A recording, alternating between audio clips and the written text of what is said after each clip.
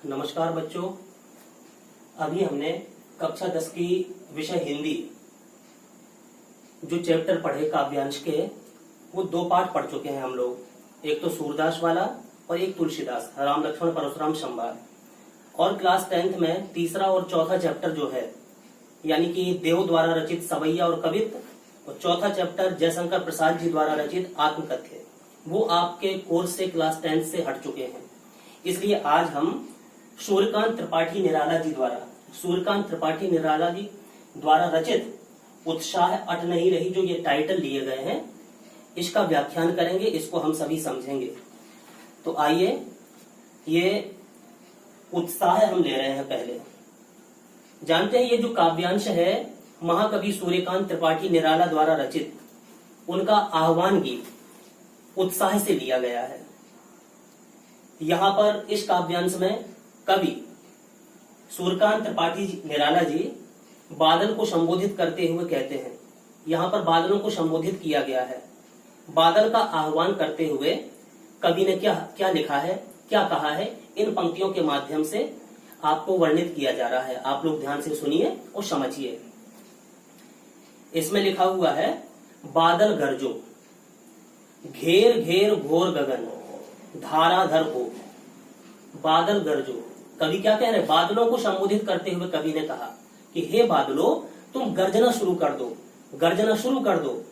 घेर घेर घोर गगन, गगन माने होता है आसमान, घेर माने चारों तरफ से, घोर माने घनघोर। इस भयंकर, इस विस्तृत आसमान को तुम चारों तरफ से घेर लो, चारों तरफ से घेर लो, यानी कि तुम उमड़ घुमड़ करके आसमान को छा जाओ, आसमान में छा जाओ।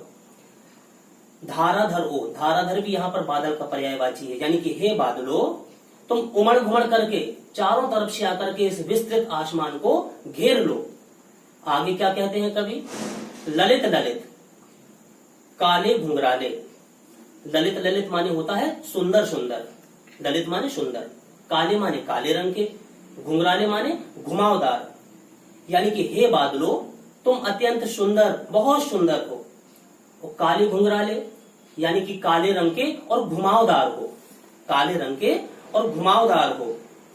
बाल कल्पना कैसे पाले, बाल कल्पना माने बच्चों की कल्पना, बच्चों की विचित्र जो कल्पनाएं होती हैं उनको इंगित करते हुए कवि सूर्यकांत त्रिपाठी निराला जी ने बताया है कि बाल कल्पना कैसे पाले, यानी कि बच्चों की विचित्र कल्पनाओं और पाल, पतवार, जो नाव खेने वाली पतवार होती है, उन पतवार की भांति, जो पाल लगे होते हैं नाव में, उन पाल की भांति, यानी कि हे बादलों, तुम बच्चों की विचित्र कल्पनाओं की भांति, उनकी पतवार की भांति और पाल की भांति हो। आगे क्या कह रहे हैं? विद्युत छवि उर में, विद्युत छवि उर में कवि नव जीवन वाले। अब यहां पर देखिए, बादलों को संबोधित किया है, बादल का इशारा लेते हुए, बादल का सहारा लेते हुए इंगित किया जा रहा है कवि की ओर। क्या कहा गया? कवि नव जीवन वाले, हे कवि नव जीवन वाले, तुम समाज के लोगों को, संसार के लोगों को नया जीवन देने वाले हो। यानी कि कैसे? जो कवि होते हैं अनेक प्रकार की रचनाएं अगर लिख देते हैं, अगर उन रचनाओं को समाज के लोग पढ़ते हैं, उनके भावों को, उनके विचारों को समझ लेते हैं, समझ करके अपने जीवन में अगर उतारते हैं, तो संसार की विसंगतियां जो फैली हुई हैं, संसार में जो बुराइयां फैली हुई हैं, वो सब दूर हो सकती हैं। यानी कि मनुष्यों का हृदय परिवर्तन हो सकता है कविताओं और रचनाओं को पढ़ करके। इसलिए कवि बादलों को संबोधित करते हुए, बादलों का सहारा लेते हुए कवि को इंगित कर रहा है। क्या कहता है? पहले तो बादल की ओर इशारा किया जा रहा, क्या कह रहे बादलों के लिए? विद्युत छवि उर में, यानी कि हे बादल, विद्युत छवि यानी कि बिजली जैसी चमक, बिजली जैसी कांति, उर माने होता है हृदय, यानी कि हे बादलों, तुम्हारे अंदर बिजली जैसी चमक छिपी हुई है। कवि नव जीवन वाले, यानी कि कवियों को भी इंगित किया गया, यानी कि हे कवि, समाज को नया जीवन देने वाले हे कवियों, आपके अंदर, आपकी लेखनी में वो ताकत है, यानी कि विद्युत छवि ओर में, आपके हृदय में बिजली जैसी चमक है, बिजली जैसा तेज, बिजली जैसी कांति छिपी हुई है। वज्र छिपा, नूतन कविता फिर भर दो। वज्र छिपा यानी कि आपके हृदय में हे कवियों, वज्र जैसी गर्जनाएं छिपी हुई हैं। आपकी बुलंद आवाज, आपकी बुलंद जो भाव संवेदनाएं मन से जागृत होती हैं, वो क्या करेंगी? वज्र छिपा, यानी कि वज्र जैसी गर्जनाएं आपके अंदर, आपके मन में छिपी हुई हैं। बादल में भी वज्र जैसी गर्जनाएं जब गरजते हैं तो वज्र जैसी गर्जनाएं बादलों के अंदर भी छिपी हुई हैं। यानी कि दोनों का, कवि का और बादल का सामंजस्य यहाँ पर सूर्यकांत त्रिपाठी निराला जी ने बनाया है। यानी कि वज्र छिपा, यानी कि बादल के अंदर और कवि के अंदर बिजली जैसी चमक, बिजली जैसी कांति और वज्र जैसी गर्जना छिपी हुई है। इसलिए हे कवियों, हे बादलों, हे बादल रूपी कवि, आप क्या करो, नूतन कविता फिर भर दो। इस समाज में एक नई कविता का संचार कर दो। भर दो माने संचार कर दो, एक नई कविता का जन्म कर दो, नई कविता की पुनरुक्ति कर दो, नई कविता का प्राकट्य कर दो, जिससे समाज के लोग आपकी इस कविता को सुनकर के उनका हृदय परिवर्तन हो जाए। इसलिए हे बादलों, तुम क्या करो, हे बादल गरजो, यानी कि हे बादलों तुम गरजना शुरू कर दो। आसमान में उमड़ घुमड़ करके आओ और गरजना शुरू कर दो। यानी कि अभी आपने ये पाठ सुना, इतना काव्यांश। कहने का मतलब है कि कवि ने बादल को इच्छा पूर्ण करने वाले के साथ साथ, कवि बादल को इच्छा पूर्ण करने वाले के साथ साथ नव जीवन प्रदान करने वाला भी बताया है। यानी कि बादल भी नया जीवन देता है मनुष्यों को, समाज के रहने वालों को, समाज में रहने वालों को। जब बादल बरसते हैं तो किसान खुश हो जाते हैं कि पानी बरसेगा, हमारी उपज बढ़ेगी, अन्न जो हमने बोया है, बीज दाने, वो अंकुरित होंगे। गर्मी से धरती जो तप रही है उसकी गर्मी शांत होगी, हम लोग खुश हो जाएंगे जब बादल बरसेंगे। और दूसरी भांति कवि को इंगित करते हुए भी, बादल का सहारा लेते हुए कवि को इंगित किया जा रहा कि जब कवि नव जीवन, नई कविता का संचार करेंगे, नया जीवन समाज को देंगे, उनकी कविता को सुन करके, उनको समझ करके समाज का हृदय परिवर्तन हो जाएगा, समाज अच्छे राह पर चलने लगेगा, समाज में बदलाव आ जाएगा। यानी कि क्रांति और विप्लव का प्रतीक यहाँ बादल को कहा गया है, क्रांति लाने वाला, एक नई क्रांति। अगर कवि की रचना सुनकर के समाज में नई क्रांति आ सकती है तो नई क्रांति लाने वाला, विप्लव लाने वाला, एक नई ओज, नया जोश पैदा करने वाली संरचनाएं कवि की होती हैं। इसलिए बादल और कवि का सामंजस्य यहाँ कवि सूर्यकांत त्रिपाठी निराला जी ने बनाया हुआ है। आगे क्या लिख रहे हैं सूर्यकांत त्रिपाठी निराला जी, विकल विकल उन्मन थे उन्मन। विकल विकल माने होता है व्याकुल, व्याकुल थे, विकल विकल व्याकुल थे, उन्मन थे उन्मन, अनमने से थे अनमने थे। विश्व के, विश्व माने होता है संसार, निदाग, निदाग माने होता है गर्मी, गर्मी को कहते हैं निदाग। सकल जन, सकल माने संपूर्ण और जन माने लोग। यानी कि कवि बादलों को संबोधित करते हुए और रचनाकारों को, कवियों को संबोधित करते हुए क्या कह रहे हैं कि विकल विकल, व्याकुल हैं व्याकुल हैं, उन्मन थे उन्मन, अनमने से हैं अनमने से हैं, विश्व के निदाग के सकल जन, इस संसार के संपूर्ण लोग, इस संसार के सभी लोग गर्मी से अत्यंत व्याकुल हैं और अनमने से हैं। यानी उनकी गर्मी, उनकी तपन, ये सब दूर करना है। तो क्या कह रहे, आए अज्ञात दिशा से, हे बादलों तुम्हारा आगमन अज्ञात दिशा से हुई है, अज्ञात दिशा से तुम्हारा आगमन हुआ है, कोई निश्चित नहीं है आप किस दिशा से आए हो, किसी भी दिशा से उमड़ घुमड़ करके आसमान में बादल छा जाते हैं। इसलिए क्या कहा गया, आए अज्ञात दिशा से, हे बादलों आपका आगमन अनजान दिशा से हुआ है, अज्ञात दिशा से हुआ है। अनंत के घन, हे आसमान में छाए हुए बादलों आपका आगमन अज्ञात दिशा से हुआ है। ऐसी कवि के लिए कहा गया। कवि भी जाने कहां से आकर के कैसी संरचना लिख देते हैं कि हमारा हृदय परिवर्तन हो जाए उन कविताओं को पढ़ करके, बिल्कुल विचार परिवर्तन हो जाए ऐसे। तो क्या कह रहे हैं, हे कवियों, हे कवि रूपी बादल, हे बादल रूपी कवि, कुछ भी मान सकते हैं, क्या करो, तप्त धरा, धरा माने धरती, तप्त माने तप रही है। ये गर्मी के कारण, दूषित विचारों के कारण, बुराइयों के कारण ये धरती तप रही है, बिल्कुल तपन इसमें उत्पन्न है। इसलिए जल से फिर शीतल कर दो, अपनी जल वृष्टि करके, हे बादलों पानी बरसा करके इस तपती हुई धरती को शांत कर दो। अब कवियों के लिए क्या कहा गया, यानी कि हे कवियों ऐसी कोई संरचना बना दो जिससे आपकी बनी हुई इस रचना को सुन करके, रचना को पढ़ करके लोग बागों का जीवन परिवर्तन हो जाए, उनका सारा जीवन खुशहाली, प्रेम और मानवता में कट जाए।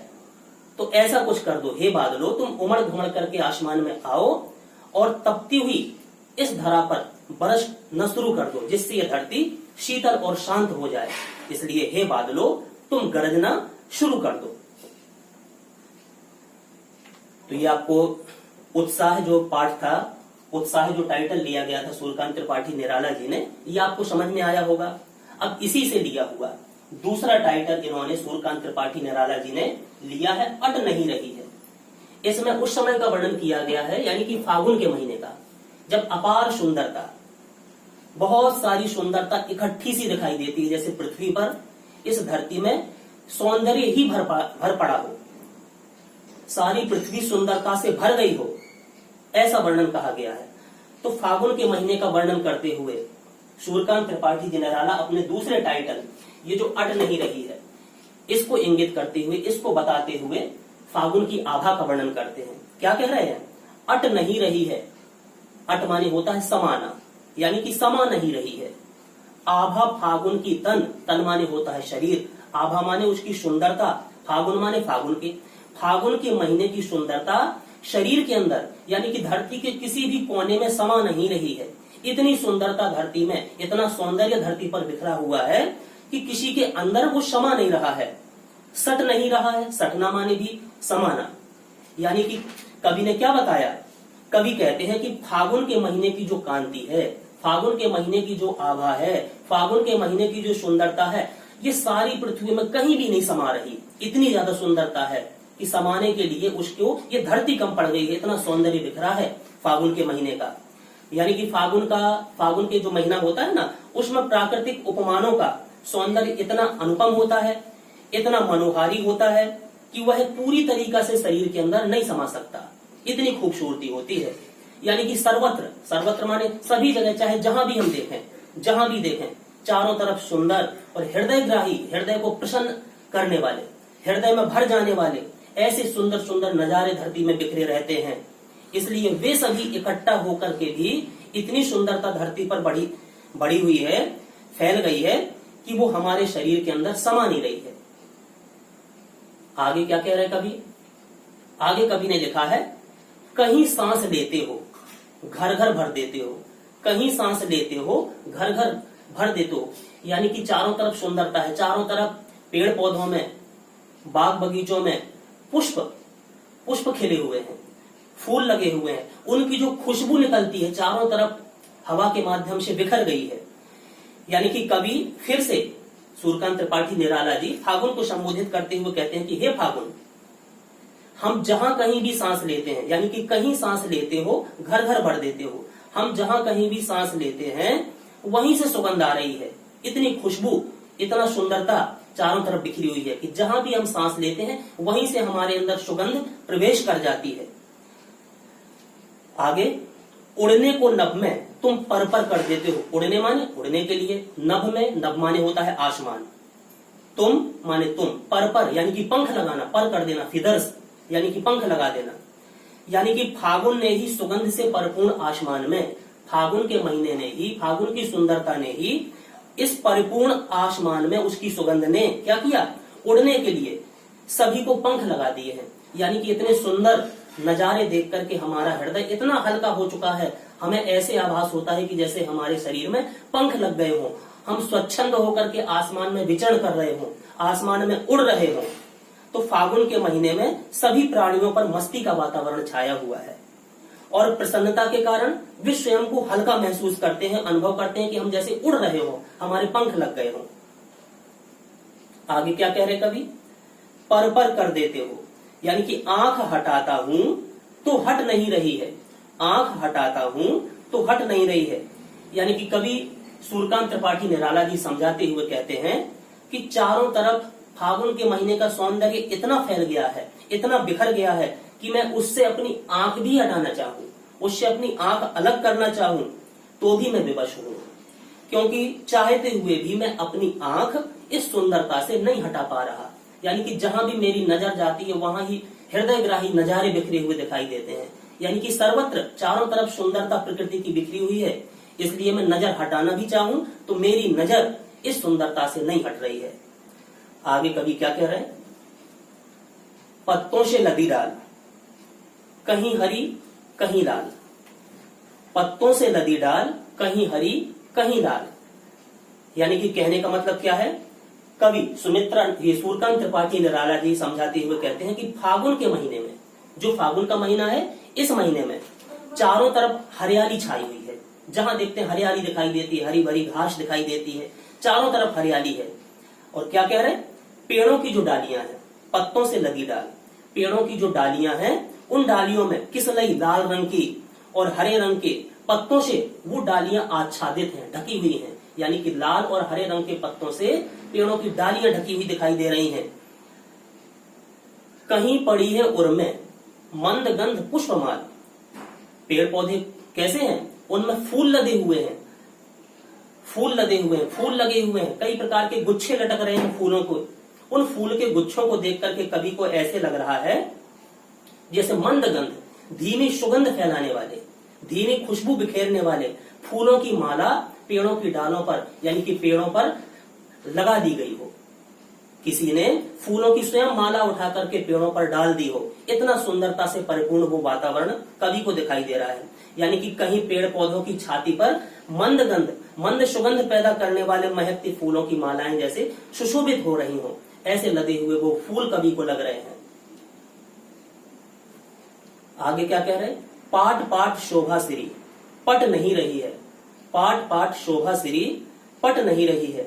कवि कहते हैं कि प्रकृति का एक एक अंग पाट पाट प्रत्येक स्थान स्थान पर, पाट पाट माने प्रत्येक स्थान पर, स्थान स्थान पर, यानी कि प्रकृति का एक एक अंग सौंदर्य से पूरी तरीका से परिपूर्ण है और वह सुंदरता इतनी अधिक है कि उन जगहों पर समा नहीं रही है। यानी कि पाट पाट शोभा सिरी पट नहीं रही है, चारों तरफ इतनी सुंदरता बिख रही है कि वो स्थान ही कम पड़ गया है, वो समा नहीं रही सुंदरता। चारों तरफ सुंदरता इतनी बिखरी हुई है कि उनके सामने स्थान छोटा पड़ गया है। तो ये पाठ आपने सुना, यानी कि उत्साह, बादल और कवि को जो इशारा करते हुए सूर्यकांत त्रिपाठी निराला जी ने लिखा, और अट नहीं रही यानी कि फागुन की सुंदरता का वर्णन कवि ने किया है। अगर आपसे कोई पूछ दे, इसके कुछ महत्वपूर्ण प्रश्न भी हैं, अगर कोई पूछे कि कवि बादल से फुहार, रिमझिम या बरसने के स्थान पर गरजने के लिए क्यों कहता है, तो आप लोग क्या बताओगे? इसलिए मेन आंसर इसका सुन लीजिए, क्योंकि बादल की गरजना प्राणी मात्र में, जो बादल की गरजना होती है वो प्राणी मात्र में एक विशेष प्रकार का जोश, उमंग और उत्साह भर देता है। बस इतना सा आप लिख सकते हैं। यानी कि गरजने के लिए इसलिए कहा है क्योंकि उसकी गरजना सुनकर के इंसान के मन में जोश, उमंग और उत्साह आ जाता है। अच्छा, एक प्रश्न आपका ये भी महत्वपूर्ण है जो पेपर में पूछा जा सकता है, यानी कि कविता में बादल किन किन अर्थों की ओर संकेत करता है। कविता में बादल किन किन अर्थों की ओर संकेत करता है, तो आप लोग क्या कह सकते हैं? बादल बताइए किन किन अर्थों में संकेत करता है। यानी कि जो लोग पीड़ित होते हैं, प्यासे होते हैं, उनकी आकांक्षा पूरी करता है। बादलों को देख करके इंसान की आकांक्षा, पानी बरसेगा, है कि नहीं, हमारी प्यास बुझेगी, धरती की तपन दूर होगी। तो यही है, पीड़ित प्यासे लोगों की आकांक्षा पूरी करने वाला, नई कल्पना, नए नए विचार लोगों के मन में आ जाते हैं, नई कल्पना देने वाला, और नए अंकुर के लिए विध्वंस, नए अंकुर पैदा करने वाला, और समाज में नया जोश लाने वाला, विप्लव, क्रांति चेतना के अर्थ के लिए प्रयुक्त बादलों का संकेत कवि ने यहाँ पर दिया हुआ है। अच्छा, दूसरा टाइटल जो था अट नहीं रही, इसके भी कुछ महत्वपूर्ण प्रश्न है, वो हम आपको बता दें। जैसे कवि की आंख फागुन की सुंदरता से क्यों नहीं हट रही। अब बताइए, आपने पाठ सुना है, इसके आधार पर आप कैसे उत्तर लिख सकते हैं, कैसे आंसर दे सकते हैं। यानी कि आप लोग बता सकते हैं कि फागुन के महीने में प्रकृति के सभी तत्वों पर एक विशेष प्रकार का सौंदर्य छा जाता है, सौंदर्य छा जाता है। जहां कहीं भी देखते हैं वही सुंदरता अपने अनुपम रूप में सामने आती है, अनोखे रूप में सुंदरता सामने आ जाती है। खेत हो, खलिहान हो, बाग बगीचों में प्राकृतिक सौंदर्य अपने पूर्ण यौवन में नजर आता है, और इस सौंदर्य को निर्बाध देखते, कोई बाधा नहीं है, निर्बाध देखते रहने को मन करता है। इस कारण कवि की आंख फागुन की सुंदरता से नहीं हट रही है। और भी एक आध कोई क्वेश्चन आपसे कर दे इस अट नहीं रही से, यानी कि जैसे कि फागुन में ऐसा क्या होता है जो बाकी ऋतुओं से भिन्न होता है। कोई अगर पूछे आपसे कि फागुन में ऐसा क्या होता है जो और ऋतुओं से भिन्न होता है, यानी कि आप लोग आंसर दे सकते हैं कि फागुन का जो महीना होता है, फागुन के महीने में सर्वत्र मादकता छाई रहती है। यानी उस महीने में अपने आप नशीलापन सा शरीर में आ जाता है, हर जगह सुंदरता दिखाई देती है, उल्लास का दर्शन होता है। पेड़ पौधे हों, चाहे उनके पत्ते हों, फूलों से लदे रहते हैं, पेड़ पौधे फूल और पत्तों से लदे हुए दिखाई देते हैं। सुगंधित हवा चारों तरफ चलती बहती हुई प्रतीत होती है, चलती है। उसकी सुगंध से हमारा हृदय तृप्त हो जाता है। बसंत ऋतु अपने पूर्ण यौवन पर होती है, यानी कि मैन बसंत ऋतु का वर्णन इस पाठ में किया गया है। फागुन के महीने के समय बसंत ऋतु होती है, यानी कि और ये बसंत ऋतु अन्य ऋतुओं से भिन्न है, ये आप सभी जानते हैं। सुंदरता की सर्वश्रेष्ठ ऋतु है, सर्वश्रेष्ठ ऋतु बसंत ऋतु मानी गई है। तो आपको ये पाठ समझ में आया होगा। और भी कोई आपसे क्वेश्चन कर दे तो इसके आप आंसर अपनी भाषा में, आपने पाठ सुना है, अपनी भाषा में समझ करके इसके आंसर आप लोग दे सकते हो। तो आपने पाठ सुन लिया है, आपको समझ में आ गया होगा, बहुत बढ़िया। चलिए पाठ को आज यहीं पर रोकते हैं, समाप्त करते हैं। आगे का जो पाठ होगा वो कल के वीडियो में अपलोड करेंगे। धन्यवाद।